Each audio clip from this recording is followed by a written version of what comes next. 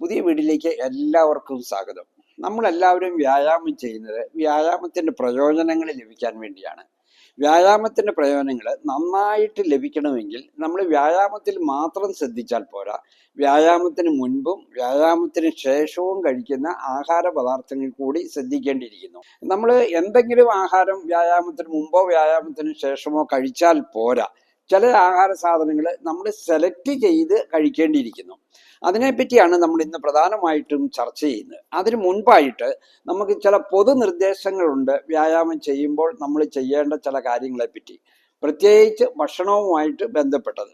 ഏറ്റവും പ്രധാനപ്പെട്ടത്, നമ്മൾ ഭക്ഷണം കഴിച്ചതിന് ശേഷം 2-3 മണിക്കൂറിന് ശേഷം മാത്രമേ വ്യായാമം ചെയ്യാവുള്ളൂ.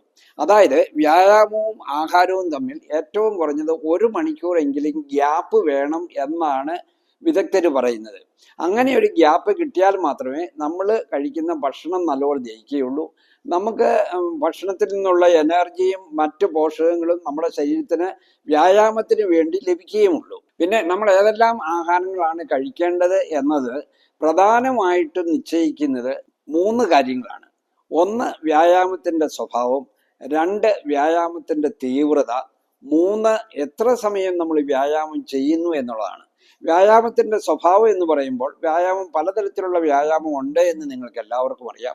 അതായത് നമ്മൾ എയറോബിക് എക്സർസൈസ് ആയ ബ്രിസ്ക് വാക്കിംഗ് ഒരാൾ ചെയ്യുന്നു, മറ്റൊരാൾ മസിൽ സ്ട്രെങ്തനിങ് വ്യായാമം, അതായത് ഈ ഡംബൽ ഉപയോഗിച്ചുള്ള വ്യായാമം ചെയ്യുന്നു. ഇവർ രണ്ടുപേരും ചെയ്യുന്ന വ്യായാമം തമ്മിൽ ഡിഫറൻസ് ഉണ്ട്. മസിൽ സ്ട്രെങ്തനിങ് വ്യായാമം ചെയ്യുന്നയാൾ ഭക്ഷണ കാര്യങ്ങളിൽ കൂടുതൽ ശ്രദ്ധിക്കേണ്ടിയിരിക്കുന്നു. രണ്ടാമതായിട്ട് വ്യായാമത്തിന്റെ തീവ്രതയാണ്.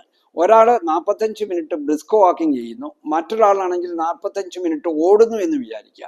അപ്പോൾ ആ ഓടുന്നയാള് ഭക്ഷണത്തിൽ താല്പര്യം കാണിക്കേണ്ടിയിരിക്കുന്നു. മൂന്നാമതായിട്ട് വ്യായാമത്തിന്റെ സമയമാണ്.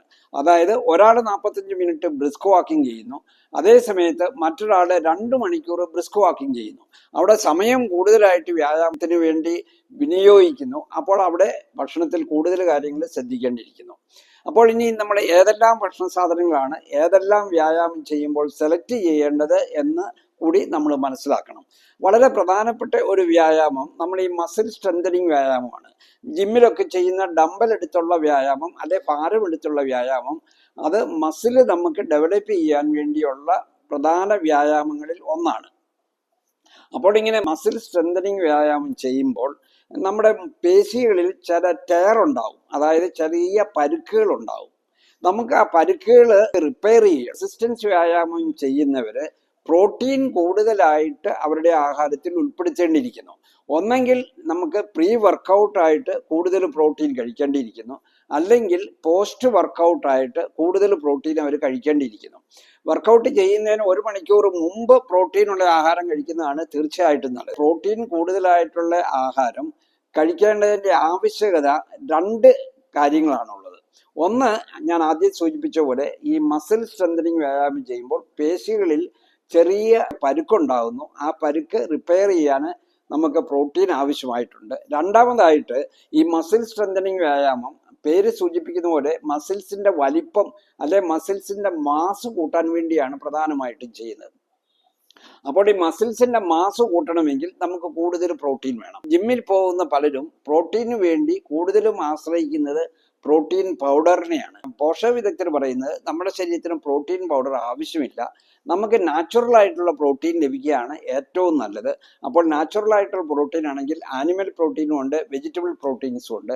ആനിമൽ പ്രോട്ടീൻസ് ആണെങ്കിൽ നമുക്ക് എഗ് വൈറ്റിനകത്ത് ധാരാളമുണ്ട്, ലീൻ മീറ്റ് അതായത് ചിക്കൻ പോലെയുള്ള ലീൻ മീറ്റിനകത്ത് ധാരാളമുണ്ട്. അപ്പോൾ ഇത് രണ്ടും ധാരാളമായിട്ട് കഴിക്കാം. പാട നീക്കിയ പാലിനകത്തും പ്രോട്ടീൻ ഉണ്ട്. അപ്പോൾ വെജിറ്റബിൾ പ്രോട്ടീൻ മറ്റു പല സോഴ്സിൽ നിന്നും നമ്മുടെ ശരീരത്തിന് ലഭിക്കും. നമുക്ക് ഓട്സിനകത്തുണ്ട്, അതുപോലെ തന്നെ നമുക്ക് ഏത്തപ്പഴത്തിനകത്ത് വെജിറ്റബിൾ പ്രോട്ടീൻ ഉണ്ട്, നമുക്ക് ചെറിയ മില്ലറ്റ്സ് വേണമെങ്കിൽ കഴിക്കാം. അപ്പൊ ഇങ്ങനെ പലതരത്തിലും പല വെജിറ്റബിൾ പ്രോട്ടീൻസ് ധാരാളമുള്ള ഭക്ഷണ സാധനങ്ങൾ നമുക്ക് അവൈലബിൾ ആണ്. അതിലേതെങ്കിലും വേണമെങ്കിലും കഴിക്കാം. അപ്പോൾ അങ്ങനെ പ്രോട്ടീൻ പൗഡർ മാറ്റിവെച്ച് നമ്മൾ നാച്ചുറൽ ആയിട്ടുള്ള പ്രോട്ടീൻ ധാരാളമായിട്ട് കഴിക്കണം. പിന്നെ മറ്റൊരു കാര്യം പ്രധാനമായിട്ടും ശ്രദ്ധിക്കേണ്ടത്, നമ്മൾ ജിമ്മിൽ വർക്കൗട്ട് ചെയ്യുന്നവരും അതുപോലെ തന്നെ കൂടുതൽ സമയം വർക്കൗട്ട് ചെയ്യുന്നവരും തീവ്രത കൂടിയ വ്യായാമം ചെയ്യുന്നവർക്കുമൊക്കെ വ്യായാമശേഷം ചിലപ്പോൾ ക്ഷീണം അനുഭവപ്പെടാറുണ്ട്.